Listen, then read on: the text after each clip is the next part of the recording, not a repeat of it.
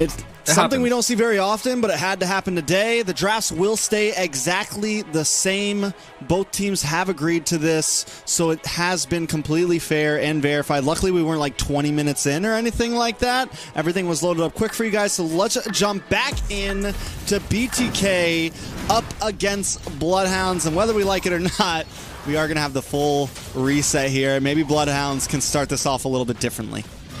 Yeah, this is going to be a little bit of a change of pace this time around. Bloodhounds kind of already, quite honestly, has seen the aggressiveness that has been coming out from the side of BTK, especially how much Cold World and Nicolette kind of group together and, wreak havoc near the mid. So this time around, it definitely feels like Bloodhounds should be a little bit more prepared. Hopefully not an early game loss, because quite honestly, they do thrive in pickoff situations. They thrive in some of these 2 versus 2, 3 versus 3 situations, especially with the Matilda and the Vexana damage early on here. So this time around, it's definitely going to be a little bit more interesting this time. We could take a look at some of the emblems, right? The support emblem on the Matilda, but before that, Flam here. And Flam already being aggressive, very different. A lot of damage on a Cold World there. Cold World forced back. Bloodhounds definitely trying to crack the mid this time. Sleeps up against Basic in the bot lane this time. We have seen the lane swap over. This time EXP will be on the top side. But still, overall, nothing too much happens. And, I feel like this time around, the side of Bloodhounds, they definitely have a better understanding of what's happening, but it seems like the same story is being replayed once again. Tempest gets first blooded, just like last time. So, yeah, the game is on its route to taking off exactly where we left off. A lot of damage on Flam, though. Flam fighting for his life in his own jungle right now. Bocarasco here to help out. Stoner a little bit late to the party. Like I said, Bloodhounds need to take these fights together. BTK wants to be aggressive. There's only way Stoner right now. Final Slash does come out. Misses, doesn't connect. But wait a second, a lot of damage to the Eternal Guardian on to Nicolette there. Turtle getting lower and lower. Oh, Mobazane able to get it, though, and BTK back off.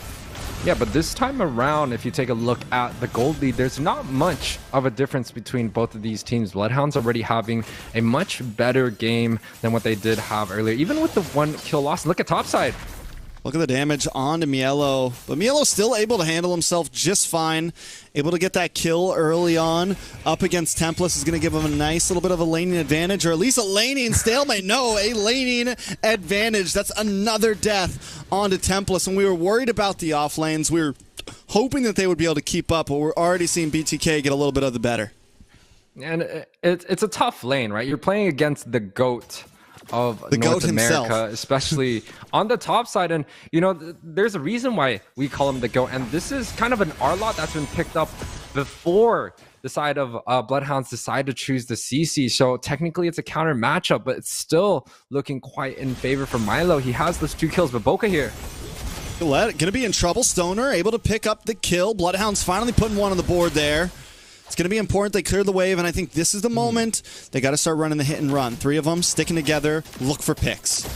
Yeah, and I think that's the advantage of a strategy that the side of Bloodhounds have, right? The Matilda with the fast rotation, the early game damage and penetration coming out from Falam, paired up with the CC from Boca, it's extremely hard to deal with, especially if everything lands on the same people. But Zane here gets the blue buff. Yeah, loses his purple Falam. That's definitely going to hurt. Mobazane already a full level ahead of him right now. Who maybe 3/4, but essentially a full level ahead of him right now. Falam having a trouble keeping up. And, we got a little sneak peek on the builds on the top side, right? Milo built like 3 or 4 of the little armor plates, kind of just denying away the damage that CC has. And that lane, it already sees like Milo already has the full control, full advantage, especially with the 2-0 lead. Now BTK pulling out the objectives here. With the Fredrin, it's definitely very utility focused, and I do think Bloodhounds, they have to try and go engage maybe on the far end of things, right? Trade some of these early objectives into maybe like a tower push, because quite honestly, BTK with the Minotaur with the Faramis and the Fredrin. Those are very utility, very team fight oriented ultimates. And with a pick like Dairoth and Vexana, it kind of just spells pick off for me. And I think they really need to use that to their advantage. Yeah, and it's exactly what they're kind of failing to do a little bit here. They're playing the more spread out. They're playing the more defensive route. It's like they want to just go into late game, and that seems to have been this habit that Bloodhounds have had for many of seasons, kind of playing for the late game, scared to maybe take the aggression in the laning phase. Like, if we look at the past 5 minutes, Cold World has consistently been on Bloodhound's side of the map. He's consistently been in their face. And even that last turtle, we saw Bokurasko kind of move up to the top side, but stop short, not wanting to fully commit with Falam into an EXP lane gank or anything. Milo. Just kind of finding position. But Milo is going to be a little bit of trouble. And there goes the Abyssal Strike. It does a miss, though. And that's what I meant, losing that flicker. The flicker loss is still quite heavy, because our lot does pair quite well with the Final Slash and the Flicker. He's able to make a lot of plays if he needs to. So, but he's not going to have that utility over in the next objective. So if the side of Bloodhounds decide to go for maybe a pick, right? Maybe not contest, but definitely go for a pick. They might be able to single out Milo here, but they still have to go through the Menone's Fury, the Cold Altar, the Fredrin in the front side with the knockups and the CC. It's a very, very hard front to back composition that the side of BTK have kind of made it their comp here. A little bit of damage on a Mobazane there. Bokurasko still holding onto the trigger, not ready to pull just yet. Has the Eternal Guardian ready to go. Stoner going to keep positioning, but here comes the big play onto the gold lane. A lot of damage on a Sleep. Sleep flickers back, catches the torn apart memories, and goes down. It's another kill for BTK. Now Turtle's going to be up. Bloodhounds looking for position over it. It's a 3v3, but Bokurasko's got to hold down in the gold lane. Cold World making his way up. Circling Eagle does come out, but the Final Slash knocks all 3 members into the wall. Mobazane able to find Templa. Stoner taken out next. The last one falls Falam. It's a 4-man for nothing. BTK comes out on top. Yeah, it doesn't feel like there's a lot of damage coming through with the impact that Falam has with this Dairoth, right? Typically, when we see Dairoth, we should be able to see kind of a clean brawl out for him, and he's just, getting you as low as you're getting him. But that fight inside of BTK, they all came out very healthy. And it was a 3 versus 3 fight. Yes, they did have the support of the Minotaur coming through a little bit towards the end, but it doesn't feel like Bloodhounds is able to kind of do anything with the aggression, the bully ball that the side of BTK has created here. The bully ball, it's exactly what it is right now. Milo taking a lot of damage, able to get the Final Slash. Should go down here. Falam able to get the shutdown. It's going to be a nice little chunk of gold into his pocket there. But BTK still trying to bully around this jungle. Mobazane sitting on the orange buff. Stoner trying to get a position over him, but Nicolette's there to help out at any moment needed. Priceless Wrath comes down. A lot of damage onto Sleep. Stoner able to get a small knock-up. Sleep's just trying to get away, gets taunted and taken out. Out comes another round. More damage unfolding from BTK. A double kill for Mobazane. More damage. Basic takes out Boka. Next on the chopping block, Falam's taken out. Another 4-man wipe for BTK. The amount of CC that BTK has prepped in this draft, paired up with the displacement of the Faramis, is really, really hard for any teams to handle. And especially with the comp that the Bloodhounds have, they don't scale that much into the late game. They have the carry, but they don't have any lockdown CCs like a Minnow or even the Fredrin. Right, so Bloodhound's struggling here. We kind of saw it coming already. Yes, they do have that early game damage. They have a very fast rotation, but typically you do want to pair the Matilda up with something utility focused, so you get the 50-50 off, and then maybe use the second skill to be able to just jump back in. But top side here, Tempest. This is tough, man. Tempest taking a lot of damage. Cold World looks for the knockup. Bloodhound's now trying to collapse onto Melo. Nice hit. Tempest able to pick up the kill. BTK still unable to take the tower just yet, but in comes Mobazane. Look for the tie. Able to get a lot of damage on a Tempest there. Falam also taking a chunk to the face, with Bloodhounds defending with everything they can. Bokurasko now getting involved once again. Nicolette with the Netherrealm, able to keep Mobazane chunky, able to keep Mobazane thick. Nicolette under the tower, looking for more damage, and down goes Stoner. Tempest might just be next. The guillotine falls. Tempest taken out. This is a 2-for-1 trade. BTK taking what they came for. And BTK really set up that fight quite well in their favor, right? There was opportunities to dive early on, but they chose to kind of bait out some of the skills, get into a better position, get Zane to get the bonk off quite early, but mid here, Boca. Oh, so much damage coming from BTK right now. Basic also starting to unload. 3-0-3. It's becoming a problem. Yeah, it's definitely a problem. 13-3 is the overall score. We're looking at almost a 7K gold lead already for the Kings here. And, you know, Bloodhounds is definitely struggling a little bit in terms of the early game. You see the bonk on the bot side, right? Zane was able to go in, get the pressure on, even with the flickers. Minone gets 3 members and Basic on the backside, just completely free hitting in the whole entire team fight, Trex. Yeah, that's what we call le bonk. Le bonk. The big bonk coming down. Moba Zane able to take him out, and Nicolette's positioning there. Zane's going right up. They don't know Nicolette's there in that bush in that last replay. Just always there in the nick of time. Just when Bloodhounds think they have the advantage, think they have someone caught out, in comes Cold World or Nicolette to turn things around.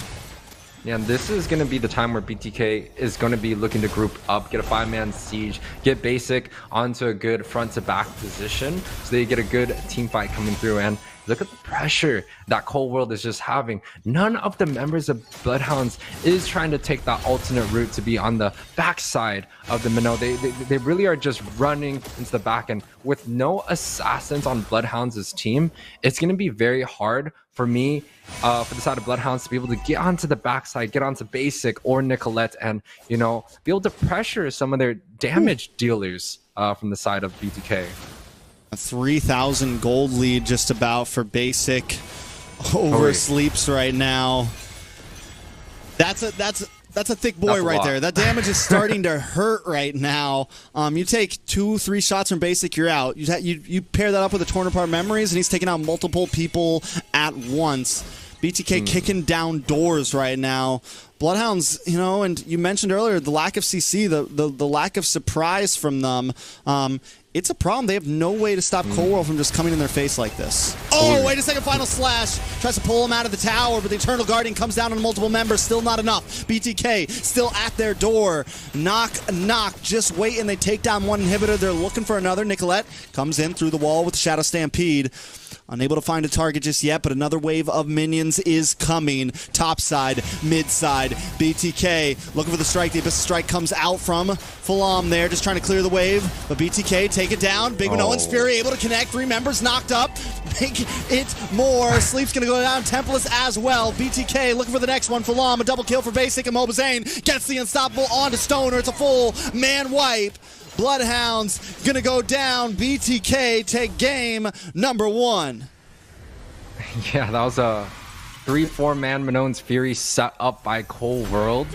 And the rest of the members just kind of decide to pile in. And quite honestly, this kind of shows that BTK, they're not really, you know, always fighting. They pick the right moments, they get the right setups, they make sure Cold World is in the front. Same thing with Zane. Take a little bit of damage early on, take a little bit of some of the utilities, and they set up a perfect team fight, right? No one died there, and I think from the side of BTK, Milo died twice, and that was about it. Maybe one other member died, and BTK having a very, very strong showing in the very first game of our series today, Trex.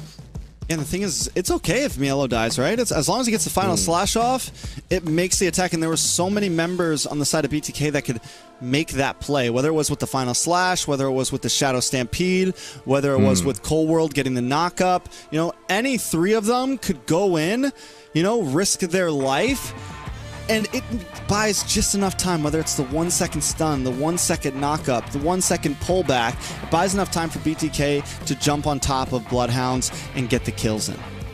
Yeah, and if you take a look at some of the assists, it is still kind of painting the same story of that trio mid from the side of BTK, right? The highest assists, highest kills are all kind of going towards the mid side. Of course, the kills goes to Basic, but it definitely sees that BTK, they are a team that the trio mid is quite important. Getting Nicolette set up with Moba Zane paired up with Cold World is giving them the advantage that they need, especially in the early on. They just have Basic playing kind of like the DPS support role on the side lanes. Whenever they do get the opportunity to gank there, they can find kill pressure, and they've been just giving Milo kind of the space that he needs to be able to create these 1v1 situations, and he's been able to come out on top over and over. We saw early on Milo was able to get a solo kill on Tempest, and you know, in this game it's pretty much the same exact thing. 2 solo kills on the top side, and when the side of Bloodhounds did decide to go up and gank with Falam, the flicker was there and he was able to get out of harm's way. So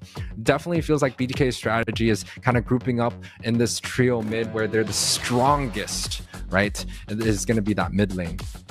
We take a look at some of these stats. The carry, Bokarosco, is what I want to point out, because even though Bokarosco did the most amount of damage, Bloodhound still only puts 3 kills on the board. And I think a lot of that just has to do with a lot of them, you know, Bloodhounds, what we kind of lack to see, especially in laning phase, was them working together as a unit, being spread out. And even though Bokarosco was landing some of those Eternal Guardians, nobody else was there to follow up, or everyone else was already too low health to kind of commit through.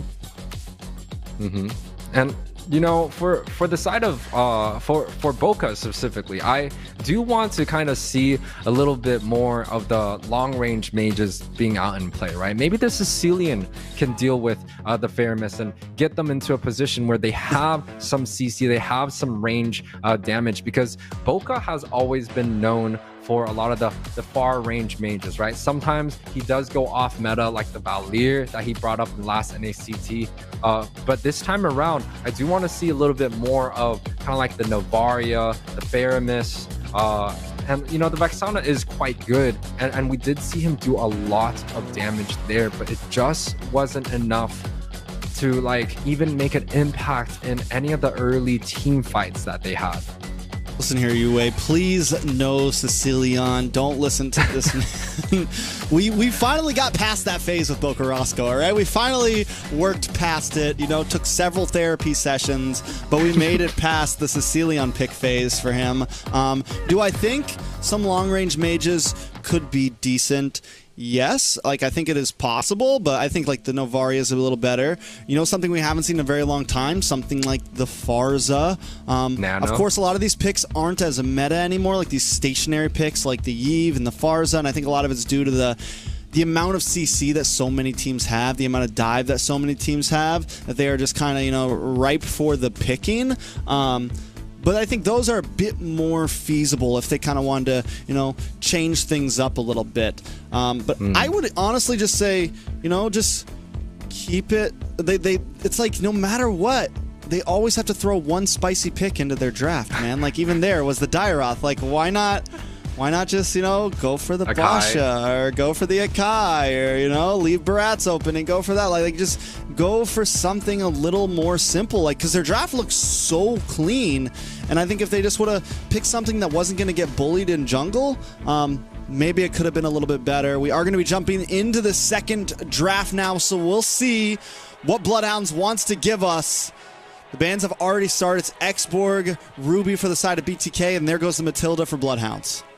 Yeah, so second game plan for the second game, right? I do think Bloodhounds, you know, picking up the Fredrin, maybe stacking some of the CC that, the strategy that BTK and even like gaming gladiators love to do, right? Stack CC, Faramis, Fredrin, Arlott, Ruby. Those are the typical picks that can get your marksman set up for a great front to back, because Bloodhounds is not a team that's known for assassin picks. Same thing with BTK.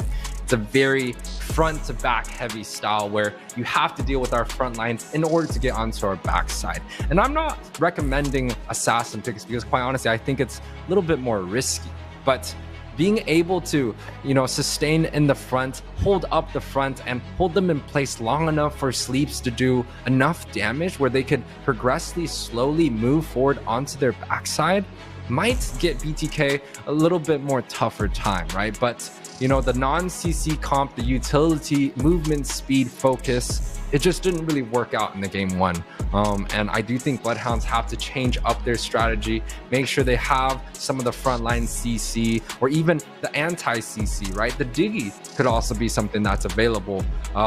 Maybe push them with the Owl pick and hopefully be able to sustain against the frontline pressure that BTK always has.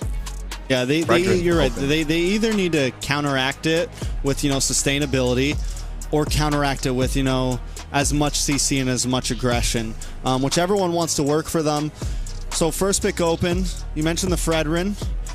Definitely still open. The Fermi's also still open, but they're going to go for the Angela instead. Nikolai going to pick it up.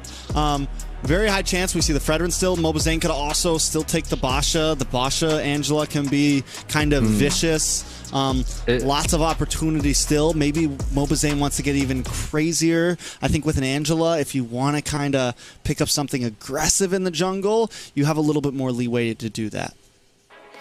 Well, this is the interesting part for the side of Bloodhounds. I thought they would have went for a Faramis and a Fredrin, right? Trading some of the best picks in slot for some of the other best picks, but they opted to go for a little bit of a different route. And I do think the Nolan does work against BTK, right? They did not have an assassin to get onto the backside, and the Nolan this time around should be able to get there. Same thing with the CC. It's almost like a deny pick away from the combination that BTK could use, right? The CC Angela is very devastating. The Joy is also available, but I'm not sure if Zane is going to be picking that up for himself. The Fredrin, the Faramis that has worked so well in game one is still Roger both available. Jungle. No, never mind. Fredrin.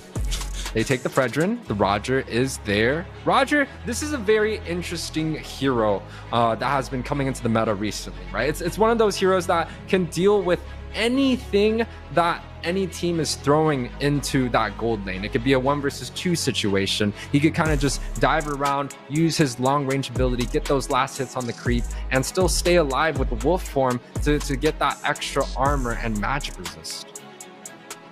I mean, I think he's kind of just taken over the meta. We have finally found some counters to him. The Harith can work pretty well against him. Certain picks can work pretty well against him. There was a week or two where everyone was like, what do we do with this gold lane pick? So I think BTK, we should see a Harith ban coming from the side of BTK. Maybe even like after that, possibly a Claude ban or a carry ban, some sort of Shredder ban. There's the Harith ban. We saw Sleeps pick up the carry last time, so that could also be a possibility from BTK. I think on the side of Bloodhounds, what do we want to see from them here? They still need a gold laner. They still need a roam here. With Falam on this Nolan, what do you think? The Edith. The Edith on roam? We've seen the Edith. We've seen the Edith come out quite often, and why it pairs even better here is roam, that, right? Yeah, on roam, because we could put Sleeps in a physical gold laner. We could put Falam, a very damage-focused physical carry. And then we paired it up with the Edith, where he can build a lot of the armor to deal with the Roger and the Fredrin, paired up with kind of the passive that he has, where as much armor as he gets more magic damage. And paired with the Faramis, that's a very balanced frontline comp. Has that pick, has that pin that they need to be able to catch the Roger. It could be a great pick here. I think something like that would work. Minnow pretty similar. Minnow's pretty similar, right? You still get some pressure, you still get some pick potential. And this is, so they look pretty similar to BTK last time. At least they're mid, except they have the Nolan. And when I saw the Nolan, I'm thinking, are they really ready to go? Because they keep picking these aggressive jungles, but it's like, you weren't aggressive last time. You need to be aggressive if you're going to pick that type of jungle. You need to be ready to go for plays, not be passive. This time they have everything they need. I feel like you have sustainability. You have a roamer that can get knockups and hold people still for a second. Bloodhounds win con. It's like they need to attack either off lanes. They need to invade. They have to do something here to make plays happen quickly. I think they do. I think they do have it, especially with the Nolan. Nolan has been one of the more interesting jungle positions. And talk about interesting here. We have a Hilda being in play, and this character is so extremely good at early game pressure, and especially since Stoner is on kind of the minnow where it doesn't have that much early on, it's it's going to be quite tough. And Uranus, once again, he's going to be cutting lanes in either the red side or the blue side, and he's going to be invading non-stop. So Falam is not going to have a great time in this match. It's going to be really, really tough. Sleeps here. I do think one of the best options is going to be an early game hero, right? The Brody. So he doesn't have to, you know, deal with a lot of the pressure, but nope, they go for another late game here. There's going to be an early invade comp from the side of BTK for sure. I mean, all right, so here's the options, right? Bloodhounds, they do have a decent mid. They have answers to kind of stop the early invade. You have crazy early game burst damage from Nolan. Cold World could easily just be food, right? As long as they have the Shadow Stampede, they have the knockup from Stoner on this Minotaur. Bloodhound should be able to catch Cold World if he go, which we already know he's going to be literally in Falam's face on the first 20 seconds. Like that's his only job here. Bloodhounds has some answers. They have an early game. They have a late game. Their draft is not bad per se. I think it's very solid. It's just, can they pull it off? I kind of like that Uranus pick because Uranus is not going to be easily gankable. They're not really going to be able to push pressure into the XP lane, but we'll see exactly what happens because we're jumping in to game number 2 in a best of 5. BTK with the lead right now up against Bloodhounds. And, you know, you talked about the Uranus pick. It's such a Milo pick for me. We've seen it not very often, especially in this meta, but he has been kind of the man behind this hero, and you know, bringing him back, it's going to be very hard, but there's already an early aggression onto the blue buff. Cold World is still quite healthy here, so possibly looking to invade onto the other side. Sleeps is going to have trouble against basic. He needs to play this very safe. The poke, the damage. Roger's also kind of bulky. I think Bloodhounds have to know Uranus is going to be really hard to catch. They need to try to put pressure on the gold lane, and down goes Sleeps in the gold lane. First blood already. Basic tower dives. I saw it on the mini map and picks it up. Yeah, and this goes back to kind of what you were saying earlier, where the side lanes of BTK is just so strong, but on the top side, they are chasing the members of the other BTK members out of their jungle. It's, you know, it's going to be quite hard to deal with, especially the advantage that BTK has, the ability to be able to win lanes by themselves, right? Create space with Cold World and Nicolette and Mobazane with their rotations and try to get some of these 1v1 advantages. That's what BTK is quite strong at here. Falam's looking for something here, man. Trying to find a target here. I think if Bloodhounds keep it patient, look for the play here. Bogarosco unable to connect and find nothing there. Turtle is up. Are they going to try to go for the contest? Do they maybe try to make a play at bottom here? Mobazane is taking a little bit of damage. Going to get pulled back. Maybe able to get away. Gets the taunt, gets the bonk, and Bogarosco goes down. Mobazane able to get the kill, and that's right before Turtle comes up, but they're going to push it in even more. Basic here to help out. Gets a like and pounce, and down goes Stoner. It's a 3-0 right now. Now Mobazane going to make claim onto this purple buff. Yeah, that's just the early aggression of the Fredgen, right? It's no wonder it's one of the best picks here. Oh, the damage on the Falam. Cold World able to get that kill. He gets his purple, but at the cost of his own life there. Look at Mielo also rotating down. BTK, man, just game 1 and 2 out-rotating, out-laning all over the beginning of the game. Yeah, I mean, for the side of Bloodhounds, they really have to try to find a situation where they could win maybe even a small skirmish, a possible situation, because these 1v1 lanes that BTK set up is just paying so much dividends here. And look at Cold World. He's just 1 versus 4, and he has no care in the world in that red buff and just walks through. It's a one-man show, and Cold World is just able to create the impact that he needs here. I mean, honestly, I feel like theoretically, Bloodhound should be able to catch Cold World when he's by himself. Wait a second, a little bit of damage onto Stoner there. Gonna get dived on. The bomb comes down, Stoner goes down. Falam still hiding under the tower, buffless, shirtless, in the cold right now, in his own jungle. BTK have taken it. Another solo kill in the bot side. It's 6-0, 3,000 gold lead, game 2 for BTK. Yeah, it really does show that BTK is much more prepared in this match, in this series, right? The new members of Bloodhounds just unable to go through. Oh! Why? Falam down. 0-2. Keep going, Yeah, keep going, Yue. I'm sorry. It's very, very tough, right? For the side of Bloodhounds, especially with the new members coming in, it doesn't seem like it is enough. And even look at this, Cold Ultra gets popped solo, and Milo's on the backside. Oh, the dive. Bokarosco in a little bit of trouble here. Nicolette still unable to get the kill just yet. Bokarosco has to go back. Don't go into that bush. Able to clear the wave. Bloodhound's so far behind right now. Yeah, it's really, really hard. And even look at this, their aggression just coming all over the map. Basic able to pick up another one on the boss side here. That's going to be 4 kills for the gold lane. And honestly, he set up that team fight quite well. He was able to get some pickoffs quite early on. Has the gold lead now, almost doubling the gold of Sleeps with this late game in a ton. And that's why I kind of wanted to go towards maybe like a Brody, right? Maybe a Brody into the Edith. They could get some pick-off potentials, maybe a frontline set, and maybe deal with some of the pressure and CC that Hilda has so early on. And especially if they cannot deal with the early aggression that BTK has set up quite well in game 1 and now game 2, Bloodhounds is going to struggle because they've not been known as a team that does well in the late game. And if you look at their draft, it's not always great late game either.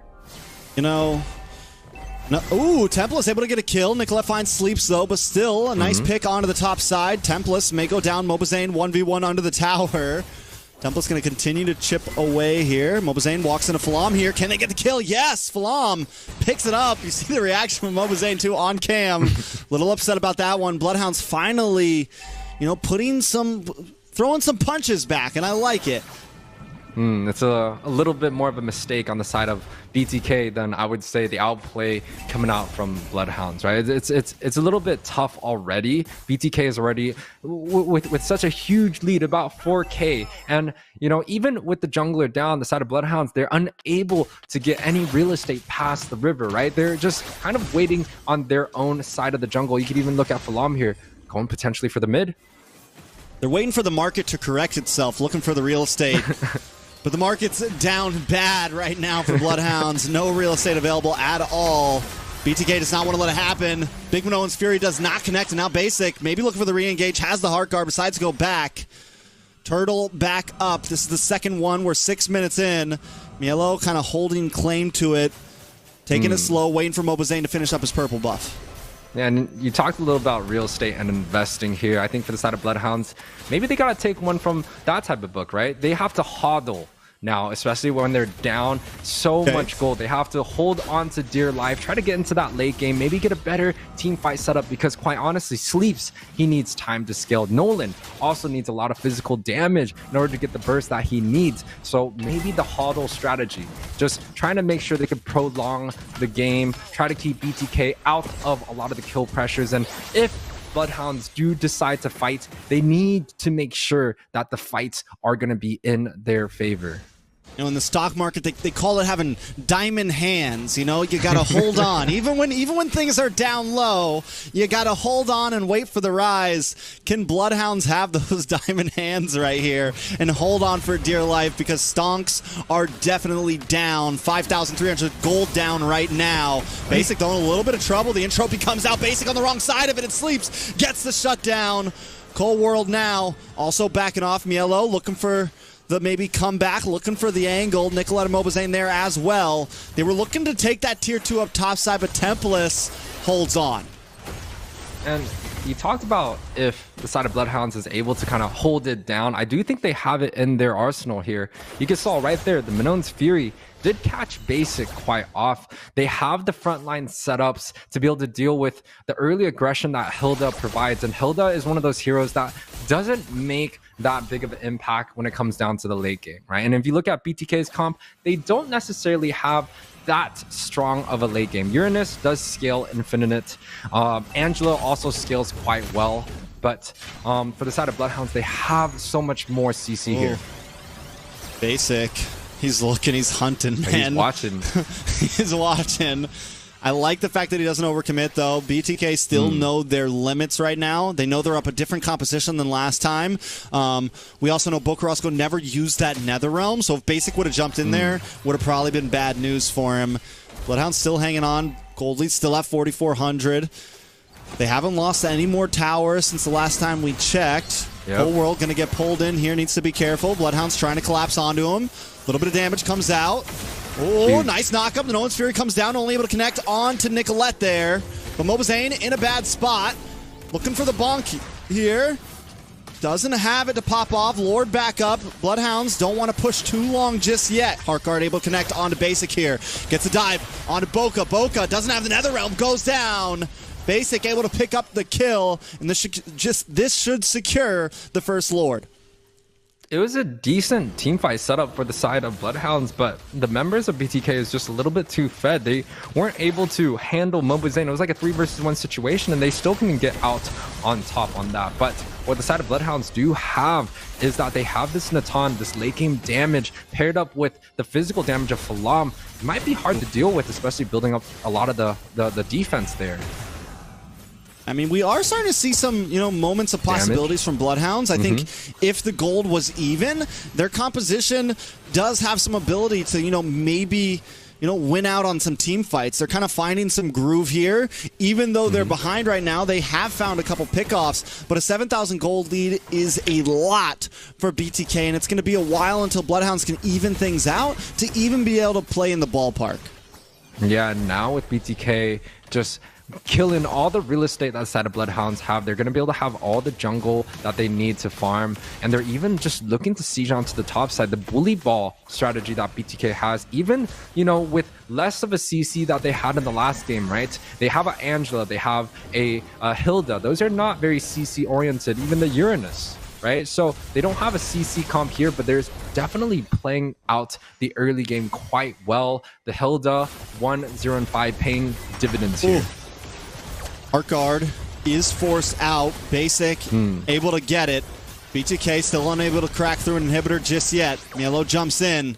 Bloodhounds don't seem to have an answer to that Uranus at all right now. It's like they could probably all use their CC just to get him, but then they're all out of utility and BTK just collapsed back.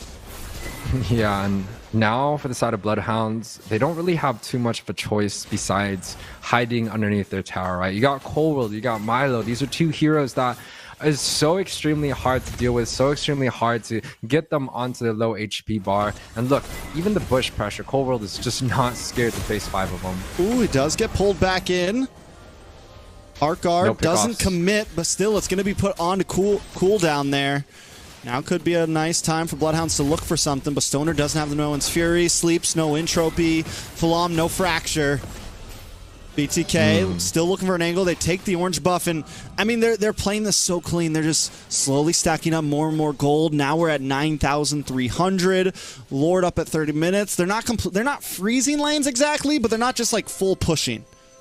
And when we talk about the Nolan, right, especially when he's down in gold, he's not going to be able to have that much damage to penetrate some of the defense that maybe a utility jungle is able to pick up. So there, Bloodhounds is caught in a pretty dangerous situation where they may not have enough damage to answer the defense that's coming out from the Uranus, from the Hilda. And BTK, with the early game advantage in the snowball, they're able to farm up so much gold and push that advantage close to almost 10k now at 12 minutes. And they can't even deal with the 2 front lines that the side of BTK has, right? Cold World just walking around their jungle non-stop. The Uranus also is not scared to face anyone. He's just like, hey guys, this is my jungle. No, you cannot come here anymore. They're trying to get Mielo. They're trying to find just one member of BTK, but they're unable to. The Heartguard comes in as well. Bloodhounds did everything they could there, and down goes the second Lord. BTK gonna crash in with this one. Now, can Bloodhounds survive this? Yes. I think that the Minoan's Fury paired up with the Natan into that late game, paired up with the physical damage output that comes out from the CC and the Nolan, they have the ability to create a very strong team fight, right? And the sustain is there. They have Boca using the Nether Realm. Like the possibility of Bloodhounds being able to flip some of these fights is definitely possible. It's just if BTK is going to be able to get caught off here, right? Is the backlines in a safe position, and even with basic recalling here, he is half health, so that might stop an early siege on this objective, and maybe they could get a pick off here. A little bit of damage onto Mielo. Lord able to get the crack onto the bottom inhibitor. Down it goes. Bloodhound's now still defending. Basic chips down onto the top inhibitor. Bloodhound's still playing it safe, and I think this is the right move. Sleeps able to take out the Lord. They lose 2 inhibitors for that, but I don't think they're going to go down just yet. Falam gets a little bit of damage onto Mielo. He gets it back pretty quickly. More poke damage coming from Basic. BTK looking for the mid inhib. Right now, Mobazane also playing the angle. Watch for Cold World. Any moment to strike. Another wave of minions crash down the top side. Bloodhound's defenses come up, though. And they don't overcommit. They don't try to, they don't pop off any crazy Minoan's Fury. They want BTK to come to them. They know they have the bottleneck answer here. BTK's got to come into their territory if they want to finish this. Otherwise, Bloodhounds is just going to bide more time. And I like the way BTK is doing it as well. They're just kind of testing. They're throwing it a little bit from the left, a little bit from the right. Waiting for Bloodhounds to come in. And there comes the Minoan's Fury. A lot of damage on Mielo. Second up by another knock-up. More damage on Mielo, but he's still up. Bloodhound's now down the Entropy. Down the Minoan's Fury. A little bit of damage comes on to Templest there. Mielo backs off, and BTK backs off as well. It's so extremely calculated from the side of BTK to have the discipline to slowly chunk down that mid tower, right? There's no full commit, there's no dive. They know they're very extremely objective focused. And BTK is a team that, is very bully oriented. They know, they have the experience, they know they have the pass, and they've shown the results, and they've been able to go through some of the top teams in North America. And this time around, they're not playing it easy here. They're taking this best of 5 series full on serious. They want a sweep coming through. Side of Bloodhounds, though, they are still trying to defend against the pressure that BTK has set up. And look at this. They're just unable to get any pickoffs. BTK, they're almost just farming statistics here. We should see quite a huge sandbag coming out from either the Uranus or even the Hilda from the BTK side. You said something when this game first started. BTK lacks CC, right? They lack crowd control. Yeah. They have none on the XP lane. No Arla, right? They went for this Uranus. Cold World went for this Hilda, which is more of a early game bully, but you lose CC in late game. And then you're right. You also have the Angela. So BTK has no way to really do that bully attack, really push in, and they know that even though they're so far ahead in gold, if they overcommit and a big 3 or 4-man knockup comes in, it's still losable. So they have to play this safe. They have to wait till this next Lord. Bloodhounds knows that, and I think if Bloodhounds, I'm wondering if they're going to contest this next Lord. If they don't, and they can survive it, then we're in a point where maybe Bloodhounds can come back here. Well, aside of Bloodhounds with the Natan, it does provide a lot of CC and clearing. And of course, the Natan and the Nolan, it's a very mixed damage composition, so it's very hard to defend against. But BTK, even with no CC, it feels like they're still playing it quite well. They're not really looking for team fights. They're looking to get maybe 1 or 2 ultimates out of Bloodhounds before they look to fully commit in these fights. And doesn't look like the damage from Basic, though. Bokarasco goes down. That means no Netherrealm. Another member falls. And Stoner down. Sleeps able to find Cold War, but the Lord's already connected. Bokarasco back on the map. Netherrealm able to help out and keep his team up. It's a 2-for-1 right now, but because of the passive from that Faramis, it feels like no loss at all for Bloodhounds, and they survive another Lord push. BTK still unable to crack the defenses. Falam still on the field as Sleeps chips away at the minions. BTK unable to find a way in, and Milo's getting more and more shredded every single moment. Harkar does connect onto Basic. He tries to use the Lycan Pounce for Sleeps, backs off with the Entropy. More damage onto Sleeps. Milo looking for the dive, but unable to get the finish. Another wave on the boss side, but just a Canyon, and Bloodhounds defend once again. Yeah, it's a great defense from the side of Bloodhounds, right? Like, they're able to defend against the siege, and that might be what BTK is kind of lacking. In terms of that late game, Roger is very, very good early, has a lot of sustain, has a lot of armor, but doesn't have kind of like the raw damage output that something like a carry or a Claude has, right? They don't have a full-on mage bursting. They have Milo for magic damage and Angela. So the BTK, they still have a lot of weaknesses in this draft. It's a very aggressive early game draft. They got the snowball that they were looking for. The Hilda has been unkillable. Same thing with the Uranus. So things are going in favor of BTK. But the side of Bloodhounds, they have the ability to team fight. They have AoE CC. Their front to back is extremely hard to deal with. They also have the mixed damage, right? So the later the game goes, the more even these golds become. It might be hard for BTK to get that victory in the team fight, to be able to seal the deal and pick off maybe majority of the members, because in most of these fights right now, BTK, they're only be able to get like 1 or 2 at most. And, you know, if they do get the Fairness just comes out right back alive here. Yeah, let's be honest, this is starting to feel comebackable. The only problem is I almost want to think they should contest this Lord here, man, because this Lord right here is going to be a chunky boy, and it might buy BTK enough time just to be able to free hit onto the base here. BTK can't end this without a Lord, I feel like. I don't think they can even really completely come out on top of a fight right now in Bloodhound's base without a Lord. With this Lord, I think this is the one BTK has to end it here, because at that point, Bloodhounds are going to be around that 60k gold mark. Everyone's going to be maxed out on items. Yep. There's not going to be much of an advantage anymore. And at that point, BTK's only real win con is just macro play. Luckily, they have the Angela. They can always play the off lanes. But Bloodhounds is going to start having the opportunity to kind of come out on top in team fights. Well, you know, the Roger doesn't have that huge of a damage output when it comes down to being full items. Has a great burst, has a great kind of like the decimation of the Martis, but it's not something that's like extreme damage over time. He has a few of the spells that he can kind of just burst down 1 or 2 members. So BTK is still might be a very tough siege with how much Bloodhound has in order to defend against it. And the timing, all waves crashing at the same time. Sleeps, takes a crap load of damage. Basic still playing the angle. Flom also still hanging out. Lord getting melted down. Cold World low. Milo low. Mobazane as well, but Bokarosco finally taken out. Should be back up in 2 seconds. Template still on the map. Base down to 20%. Lord still connecting, and BTK able to finally finish it. It's 2-0. It's still quite calculated from the side of BTK. They knew the Lord was marching down, and you said it yourself, right? The side of Bloodhounds, maybe they should have tried to get the Lord or try to group up and get a team fight going, because right there with the chonky Lord walking down, BTK has all the time in the world to hit the base, and they're able to get a few pop-offs early. A few of the members did die towards the end, but they were able to secure that victory pretty much with no problem there. 14-6 and 23 is going to be BTK's overall KDA.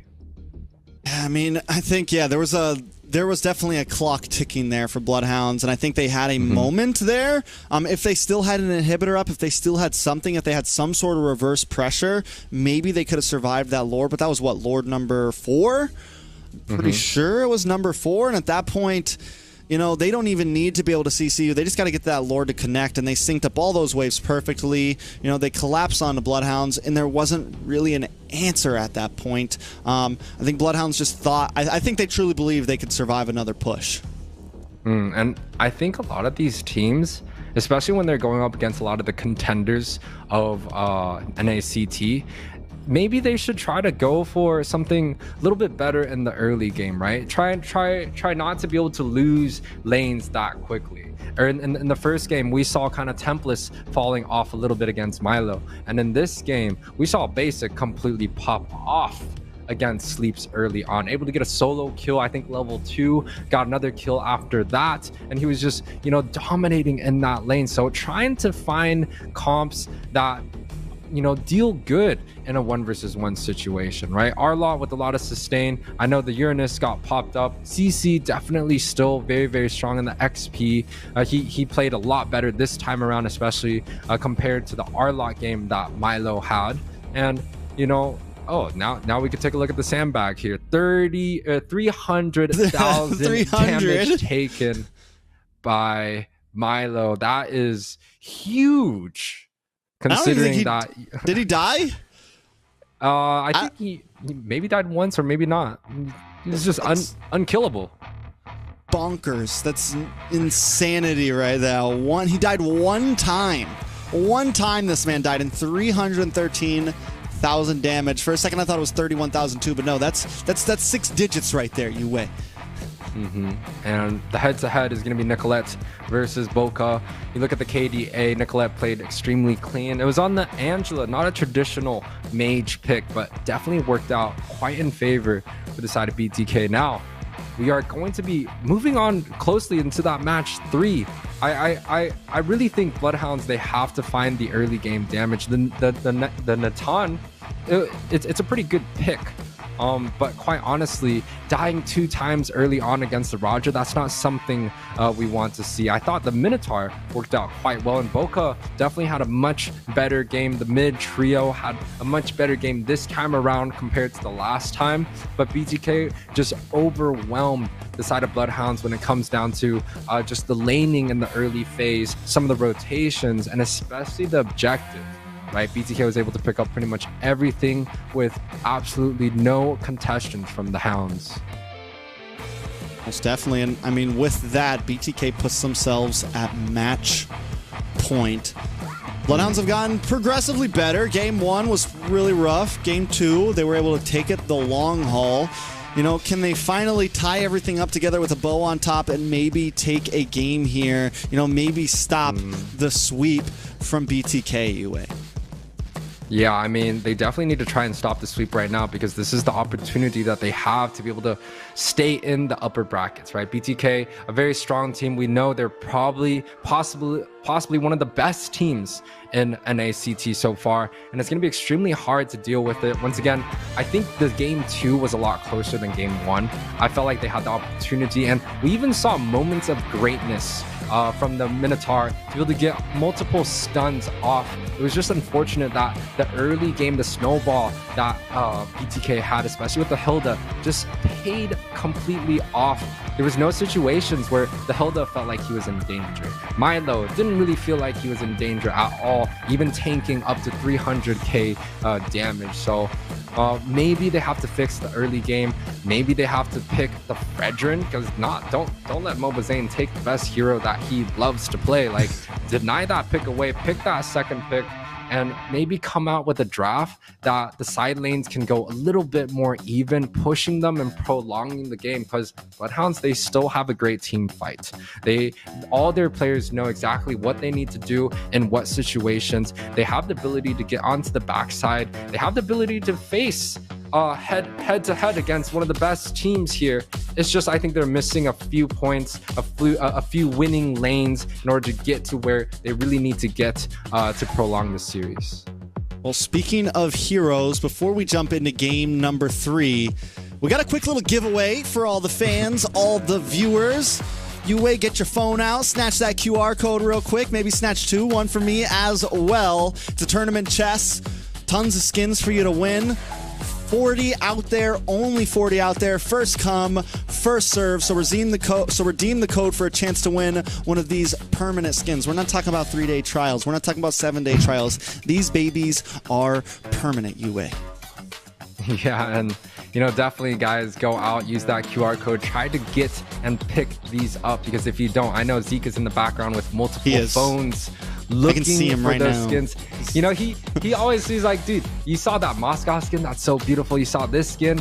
I know he's on the backside getting all the accounts. So guys, please go over there, hit the QR code, snatch and redeem those coupons, because it is not going to last long. All right, so back to the series now. Match point for BTK. You know, you mentioned that maybe Bloodhounds need to go for something early as well. And once again, you know, I hate to keep pointing it out, but we see, you know, they sprinkle just a little bit of spice into their draft. With for me, it was the Natan this time. Yes, it's like we see it get picked here and there, but it's an oddity, you know? You don't see it all the time. And and especially when there's something like the carry open or something like this open, or, you know, plenty of other options open that are very viable. And I think maybe they're big braining it too much. Maybe it's like, okay, we picked this really nice early game jungler on Falam. Now we need some really good late game insurance. And I think maybe it's overthinking. Maybe it's just, you know, trying too hard to cover all your bases. But we're going to be jumping into the draft, so we'll see if Bloodhounds can kind of steer the boat here, steer the car to a slightly better position. Because this is one match away from lower brackets, one match away from being knocked out of a decent position in the NACT playoffs. And this is the new lineup coming out from the side of Bloodhounds, right? Falam coming in, Stoner on the roam, Tempest back into his XP position. So, and the last match that we had did go almost 20 minutes. So Bloodhounds, they've been stepping up and up every single game. I think this time they're definitely going to be able to have the opportunity to prevail and push through that blockade that BTK has set up. Right now, the side of Bloodhounds, it's extremely hard for them to get the very first objective, go for some winning lanes, even have an advantage in the early on. If they can negate some of that weakness and maybe go 50-50, maybe just go even, you give up the objectives, get the siege onto the opposite side like we're talking about.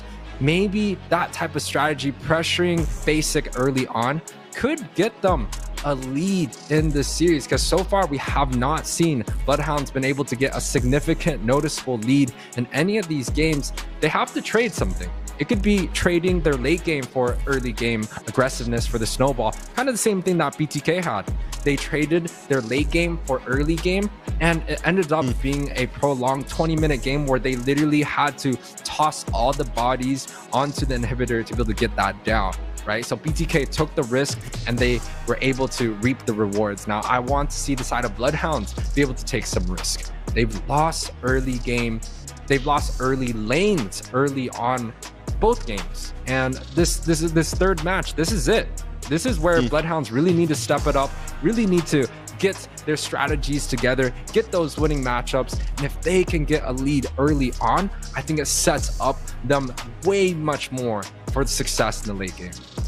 I mean, if they get an early lead early on, if they start off the game with a 2,000 gold lead, I think it catches BTK so off guard that it's a guaranteed win at that point, you know? But because here's the thing, last game, something I noticed too. So in game one, Tempest really got the better of. In game two, it felt like every lane was getting the better of. We saw Sleeps get solo killed. Bokarosco was getting bullied away from minions by Nicolette on the mid side. BTK is making it even hard for them to want to trade, because it feels like even if they go for the trade, they're going to lose two towers instead of just taking one. But I do think that showing some favoritism to the off lanes could be helpful for Bloodhounds, because that's where it seems like they're losing the most at. Whether it's EXP or gold, someone's getting diffed on one of the sides. Someone's getting taken out on one of the sides. And I think Bloodhounds need to see those weaknesses. They need to see the problem and approach it, because at this point, we're not going to see Sleeps just get tremendously better in gold lane in one day. We're not going to see Templars just get tremendously better in EXP lane in a single game. So Bloodhounds need to know, okay, you're having trouble in lane. Let's go help that out. Now, first pick is going to be the Ruby. First time we've seen it slide through draft here. Is going to be the difference. I'm not sure about the Ruby, because the side of BTK, they're going to pick up the Fredrin, right? Potentially, the Roger worked so well last game, they could pick that up themselves this time around. And it does leave things like Minotaur available. The Valentina is going to be the one that locks in. I think the IMU is going to be enough to take the I'm Offended away from the Ruby to be able to get the displacement. And now they've already set up a very front to back heavy composition that, you know, BTK loves to run. They could take the Fredrin, the Akai is going to be available there. They take the Akai, you know, Mobazane gets his Fredrin. So there's still so many good heroes available for the side of Bloodhounds here. I feel like something like a Novaria with a far range, with the lane clear, fits very well with Boka's style. And, you know, he's loved this Novaria pick so much in the regular season. It's very surprising to me that even with no Novaria bans, Boka is still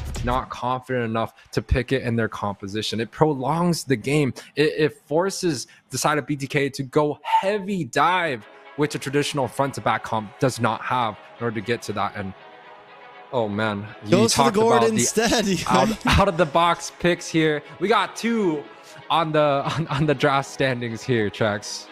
You know, and you just mentioned that Novari is open, and I think that could have been a very solid pick here.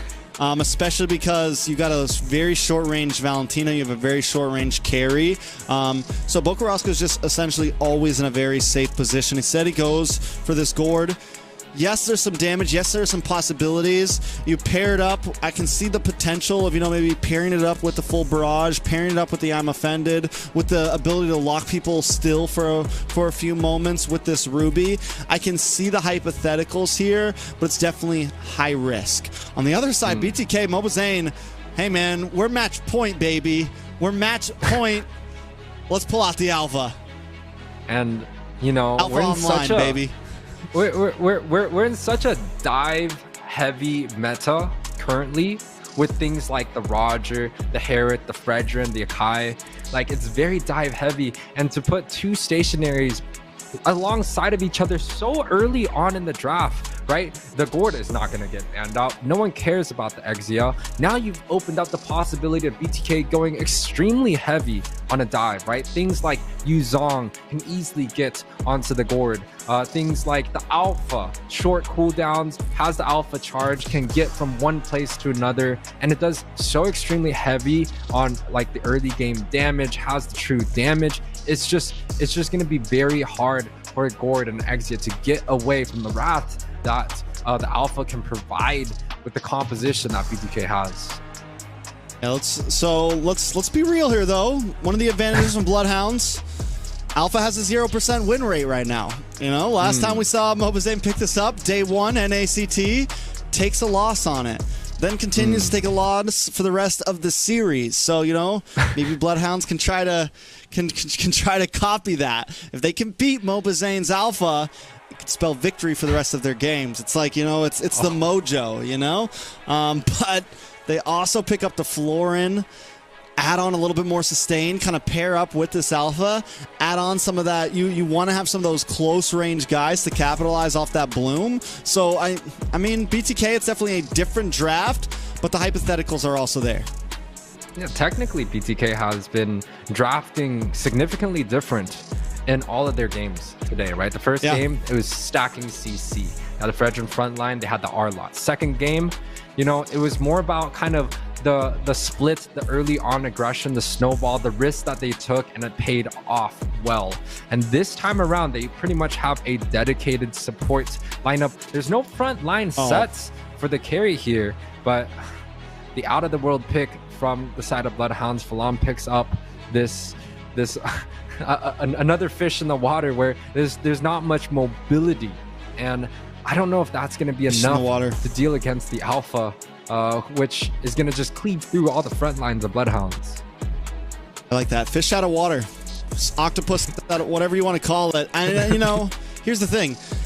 I'm not saying the Bane is completely unviable, but you're picking someone that has to walk right into an Alpha charge. You know, you're picking someone that has to walk right into getting speared in the face. Bloodhounds kind of have this composition where you definitely want to group up. You have a little bit of dive coming from Templus on this Lapu, but it's definitely very different. Bloodhounds now, forget a little bit of spice. We're putting the whole pepper in there, baby.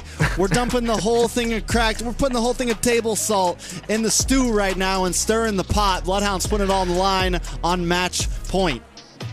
Yeah, and it's gonna be a very interesting match. You know, it's exciting that we get to see a lot of these different heroes come out to play. We don't see Glue that often, and Glue is one of those heroes that's like kind of anti-engage, right? You use the split, everyone runs away. And especially with the ability that he has to close distance, he's gonna be on Boca, he's gonna be on Sleeps, and his Stoner with the Ruby enough to frontline against that? We shall see here. We'll see as we jump back into the land of Dawn. BTK at match point, ready to send Bloodhounds down to the lower bracket. Can Bloodhounds pull this off with a slightly different composition than what we would see every day? And, you know, I kind of want to mention this Alpha pick, right, from Mobazane. You know, there's I believe there's a region either in MY or Singapore where there's a core player, there's a jungle player that plays this alpha. But topside here, Templest already early aggression. Already. Oh, Templest gets the shield. Already down. First blood. Mielo able to pick it up. Yeah, and you can see the quick flicker, quick spells. Milo didn't even, go for the level 2. He was just level 1 and just tried to get the early game advantage. And they're able to get the offlane pickoffs once again. Even a jungle kill here, Trex. It's falling apart here. It's falling apart. You can hear Juice WRLD in the background right now. Sad boy music playing. Bloodhounds having trouble. Last time we saw Glue, I think, on the international stage was probably, I think, Flapteezy. Can't remember if he picked it actually up against Alapu as well.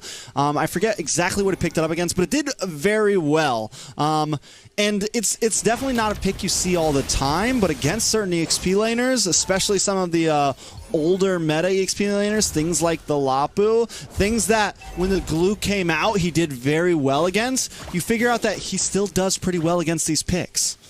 Yeah, I mean, they did nerf a lot of the base damage that Glue had, right? Back then, people used to try to build like magic penetration because base damage was so high, but bot side here. Oh, but he's going to bully Falam right now. Out comes the deadly catch. Falam able to just get away there. But this is where Glue's going to thrive up against these physical meleeers, people that don't have dashes. He's just going to walk right in and cause chaos. Yeah, it's almost like it's like an anti-melee hero, and you can see Bloodhounds already falling apart here. Mobazane, even with the Mountain Dew coming out from the Florin, he's almost just unkillable at this point. Level 6 already, denies the blue buff. Looking to see if he could get even more here. Decides, Falam, you could take the red. I'm going to take both my buffs, and I'm just going to keep farming up. We already are at a 1.3k gold lead, 3 minutes in here. And, the side of Bloodhounds, it's not looking too great so far. Ooh, nice damage on a Cold World. Boca Roscoe decides not to use the flicker there. Unable to get the kill on a Cold World. Falam also still just trying to farm. I think at this point he is a full 2 levels behind Mobazane right now. BTK just in complete control. Boca Roscoe can't even really clear his wave completely. I mean, he's going to move down now, but still, I'm looking for answers here. But BTK, even with their slightly different composition, it feels like it just hard counters what Bloodhounds wanted to bring. And a full send dive. Oh, full send dive, full send kill. Sleeps goes down. UA, they're falling apart, man. Match point. Game 2, we saw some promise, but Game 3, it's looking like trouble. Even with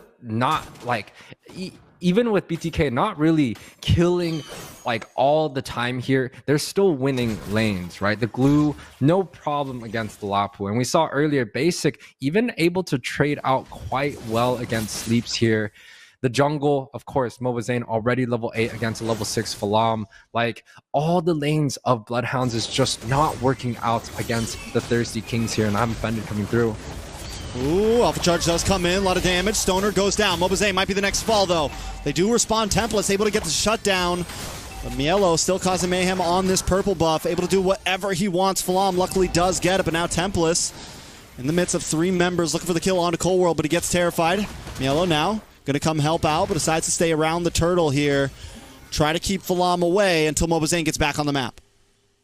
It is a good pickoff against Mobazane, right? The side of Bloodhounds, that's what they desperately need. And we did see kind of the hope that the side of Bloodhounds have with this Gourd pick. The damage, quite good. Even with building a Enchanted Talisman first item, he doesn't have the penetration, he doesn't have the slow from the Ice Queen wand. Even just an Enchanted Talisman is able to shred down the members of BTK. And that's the problem with things like Alpha. Does high damage, has a lot of high utility, but does lack in terms of trying to defend against some of the CC here. But top, Templest, man.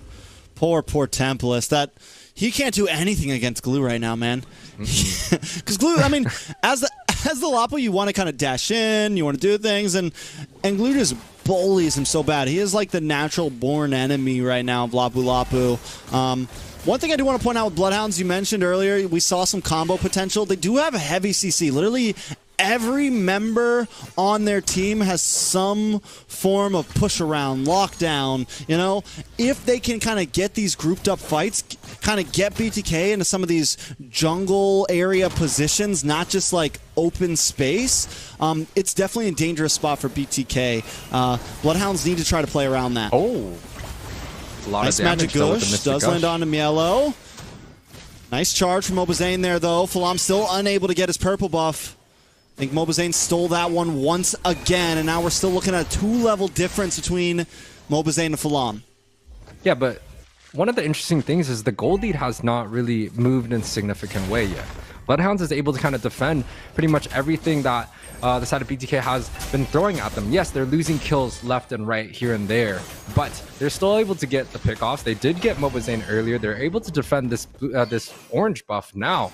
So, you know, even with just a 2K gold lead, the side of BTK, they're not really able to you know, translate some of this gold lead into some objectives. They're getting the neutral objectives, but no tower has fallen for the side of Bloodhound. So even with, you know, a kill early on, the level 1 kill on the top side, Glue just being dominating anywhere that he goes, the side of Bloodhounds are still holding up quite well in this game 3. Yeah, much better than what we've seen before, and even that little, you know, the cheeky lane swap that they just did. Yes, BTK now swaps lanes as well, but the thing is it bides Bloodhounds a little bit of time. Yellow could not get the better of Sleeps.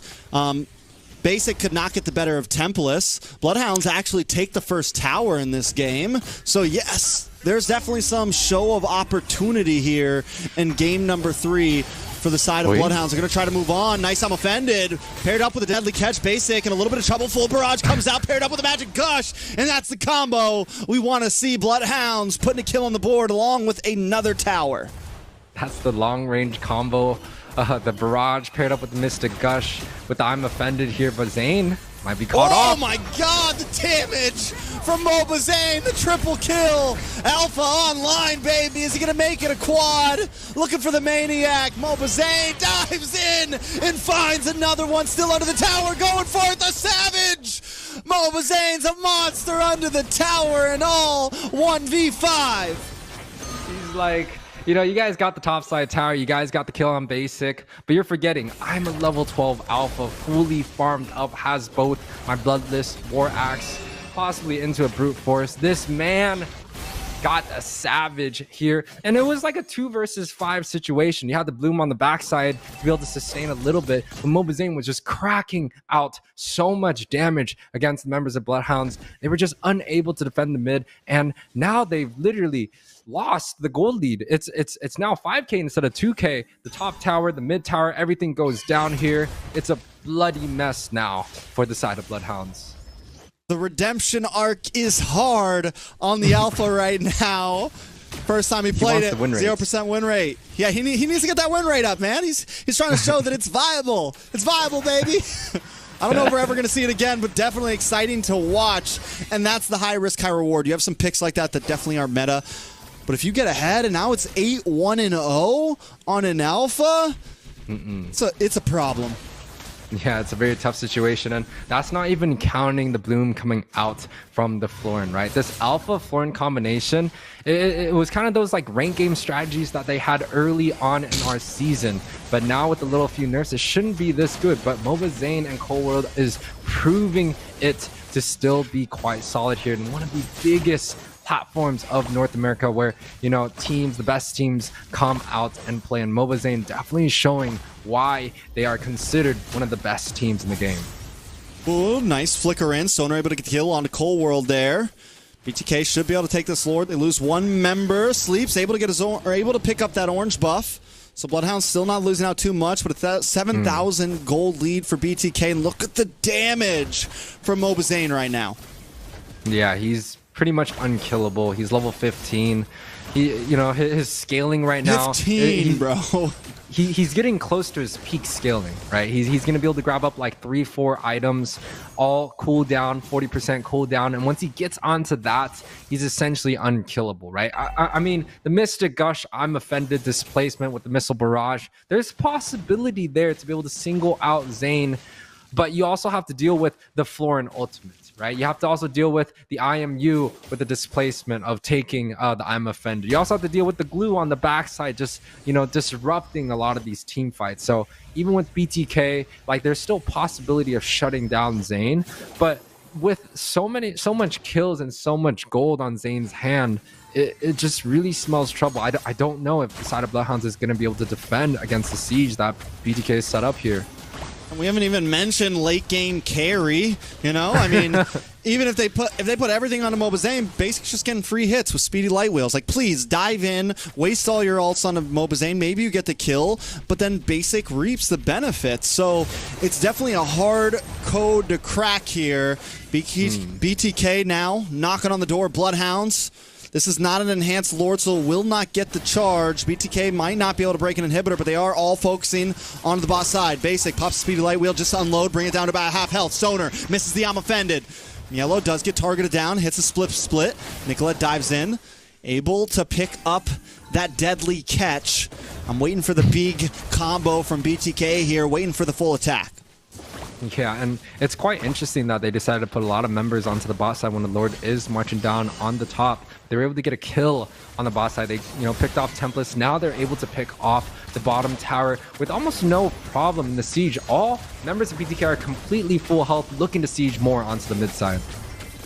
Yeah, Mobazane now in the midst of the tower. Full barrage does come out. Cold World does go down. Templates takes a lot of damage, but just gets away.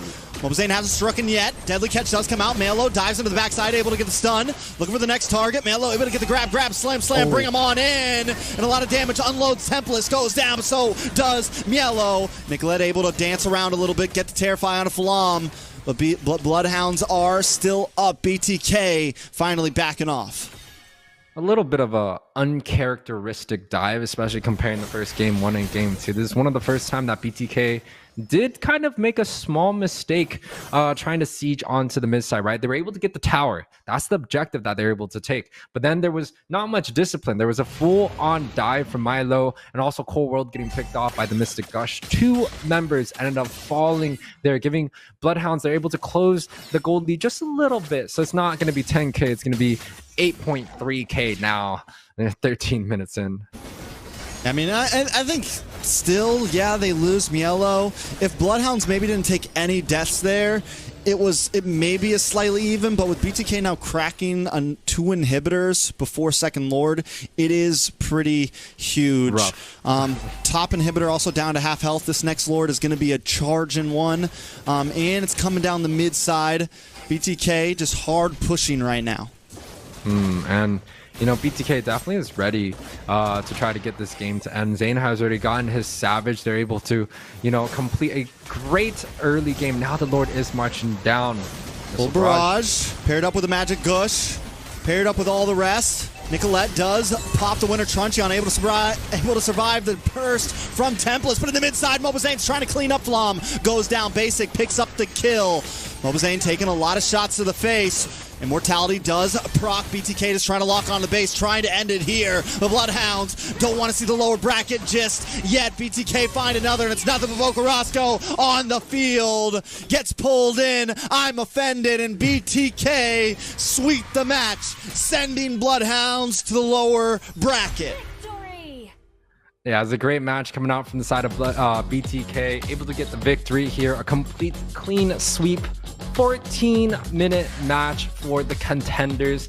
Definitely a strong performance. This is not something that I think anyone is quite surprised. You look at, you know, some of the caster votes, everyone's siding with BTK, their history, their experience, and even with their synergy and their story in this NACT. They went from one of the bottom teams in the standings all the way leading up to the very tip top, able to just prevail, upset, get the victories that they need. And this time they're definitely proving that they are that team that's going to be contending for the championship. 16-7 is their overall KDA, and you know, a wonderful match coming out from BTK again.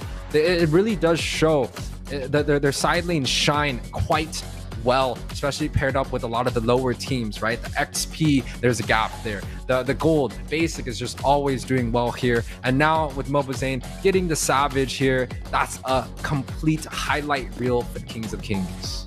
Yeah, first Savage of playoffs. Yesterday we did see a Maniac happen, but I don't think we saw Savage.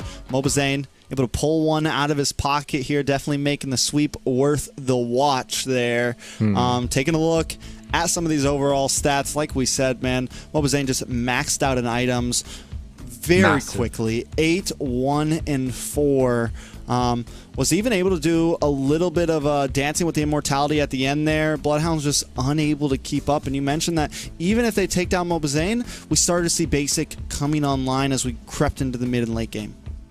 Yeah, I mean, there was moments where Zane was kind of getting caught here and there, extremely low on HP, or, you know, taking the first hit for the team, and then you could just see Basic on the backside. He's not the one that's actually doing the highest damage. Mobazane here, 48,000 damage, highest gold per minute, of course.